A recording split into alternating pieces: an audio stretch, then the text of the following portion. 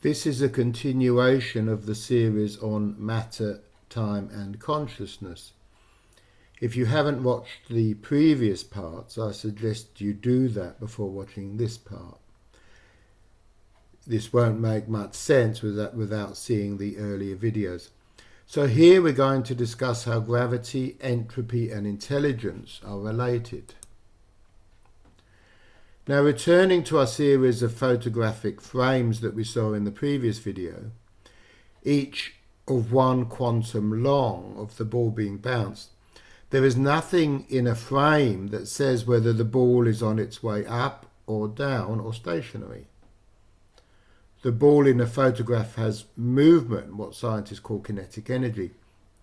The movement is a product of time. Each frame is subtly different from the previous one, and this is movement. The information regarding movement exists outside of the three-dimensional frame, but is shown as a result in the fourth dimension. However, there's another form of energy known as potential energy. Potential energy doesn't have movement, although, as the name implies, there's the potential for movement. For instance, if we raise a ball off the ground, it gains potential energy, as it will release that energy as kinetic energy when it falls. However, even if we take a simple snapshot of a lamp sitting on a desk, there is nothing in that snapshot that tells us about the gravitational pull on the lamp, and that gravitational pull is potential energy. We know that if we were to suddenly remove the desk from the lamp, it would drop to the floor, but there was nothing in the snapshot or in subsequent ones, if we took a movie of this, which would indicate that. So how do we explain potential energy? It can't be explained in 4 dimensions. The information regarding the potential movement is in the 5th dimension. Now, to explain this, we've got to go back a bit. Gravity, according to Einstein's theory of relativity, is a bending of the time-space continuum. Now, to understand this, let's return to our 2-dimensional universe. On a 2-dimensional flat surface, the distance between 2 points is a straight line. So if we were to pin a length of string on a point of one surface of a flat board and stretch it to another point on the surface, the string would pull in a straight line. Were we to try to move the string away from the straight line by pushing on it, it would push against us. There's a push in that direction. Similarly, on a 3-dimensional sphere, the shortest distance between 2 points is not a straight line, it's a curve. And again, if we were to move the string away from its natural curve, it would push against us. Now imagine that on the surface of the sphere, it's not smooth, but has some mounds. The string would take a path that is the shortest route around them. It would push against the mounds, and the mounds would push back against the natural course of the string. So in Einstein's theory of relativity, the shortest distance between 2 points in 4 dimensions is gravity. And because we're talking about time, obviously the shortest distance must represent movement. And again, the shortest distance is like the holding the string. If there's a mound, it pushes back against us. And this is where mass is the mound that pushes back. So this is why we don't see anti-gravity. We only, not naturally anyway, because we only see that force pushing one way against the string, as it were. Now let's have a look at entropy. Entropy was originally defined as relating to heat through what's called the second law of thermodynamics. The first law of thermodynamics is sometimes called the law of conservation of energy, and states simply that energy can neither be created nor destroyed. It can only be converted from one form to another. We saw previously that matter is simply energy in a different form, and that Einstein's equation E equals mc squared shows the relationship between mass and energy. Similarly, we can convert electrical energy into mechanical energy or into heat, but the total energy remains the same. The second law of thermodynamics states that entropy always increases in a closed system. when we use electricity to power a motor, the electricity has lower entropy than mechanical energy, and the mechanical energy has lower entropy than heat energy. So the electrical energy gets converted to power and then to heat, while the entropy of the system moves up. A hot substance will transfer its heat to a cooler substance. There's also a different degree of entropy in different forms of energy. So for instance, to convert electrical and mechanical energy to heat energy is very easy. Most electrical products get hot in use, as do most machines, simply as a natural result of this. However, to convert heat energy back to electrical energy or to light is very inefficient. Now, this illustrates how a hot substance will go to a cold substance and the substance will become warm. Put two hot and cold things together, the hot thing has a lower entropy, and the fact that you've got hot and cold separate gives you a degree of entropy, gives you a degree of order.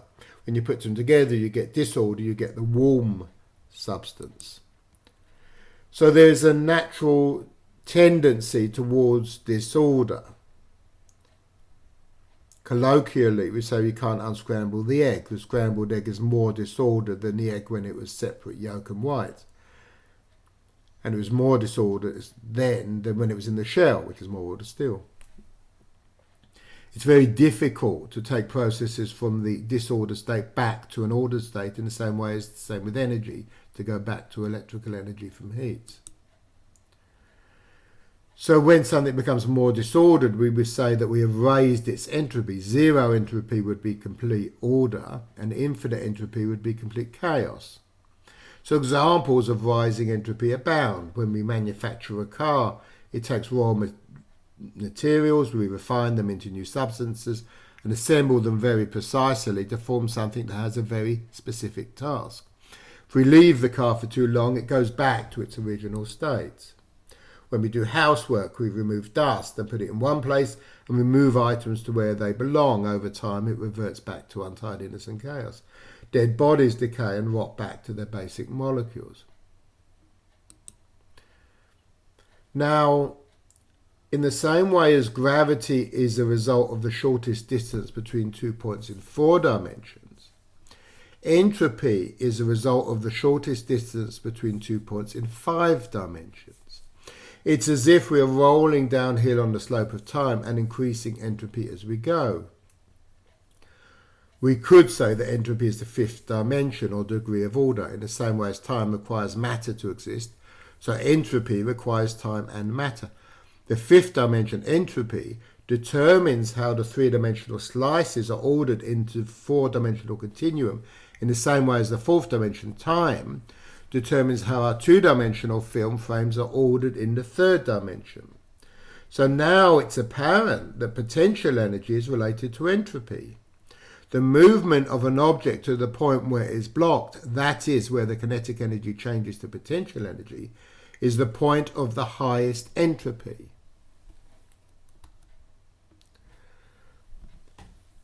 Now, when we say that the universe is tending towards increasing entropy, in one sense, this isn't quite true.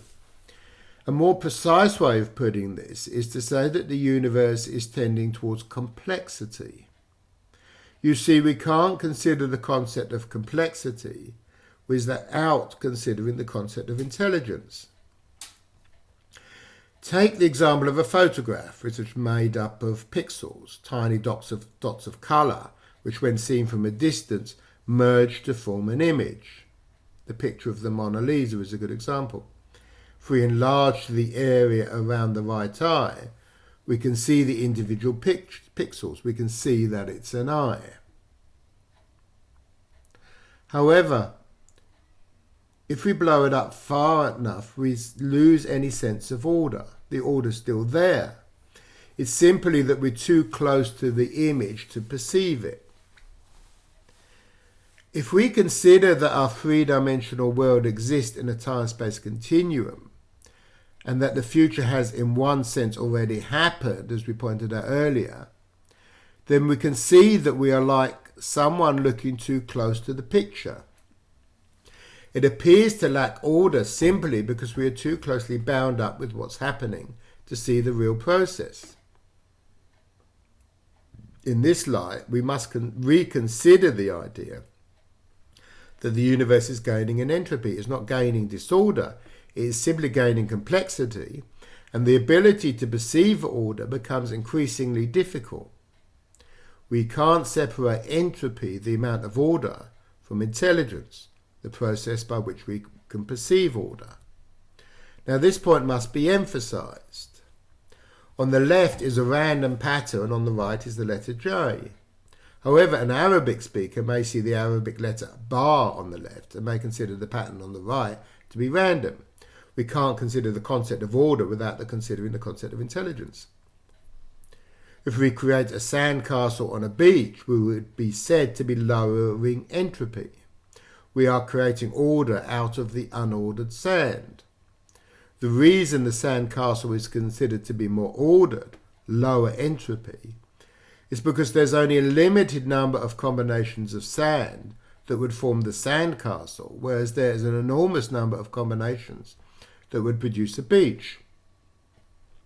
But suppose somebody was to say that each grain of sand was in a particular place for a reason. If you move just one grain of sand to another place, it's effectively a different beach. It would seem then that each beach is unique. The fact that each grain appears to be exactly the same as every other grain is simply due to our lack of appreciation. Each beach is perfectly ordered. Every grain is exactly where it should be. And it's just that with our limited intelligence, we don't appreciate this. We can admire a sandcastle, but we don't appreciate that complexity of the grains of sand on the beach. So we previously discussed how the shortest point on a two-dimensional plane is a straight line, on a three-dimensional sphere it's a curve, and in the four-dimensional space-time continuum it's the tendency of objects to travel in a straight line, and that gravity is the distortion of that process. On a five-dimensional universe, the shortest point is a tendency towards disorder, the raising of entropy. In the same way as objects with mass cause a distortion in the space-time continuum, which we call gravity, intelligence is the force that is able to go against the natural trend towards disorder of the universe. Only when there is intelligence does the natural flow towards disorder become reversed. Plants consist of complex cell structures constituted from a huge variety of elements. The anatomy of all living organisms is highly complex, and furthermore, the behavior of living things lowers entropy in the surrounding environment. A bird takes a range of objects to build a nest. It creates an ordered nest from disordered raw materials. Humans do this more so, creating highly complex manufactured articles from disparate raw materials. So we can see that the relationship between energy and consciousness is in the fifth dimension.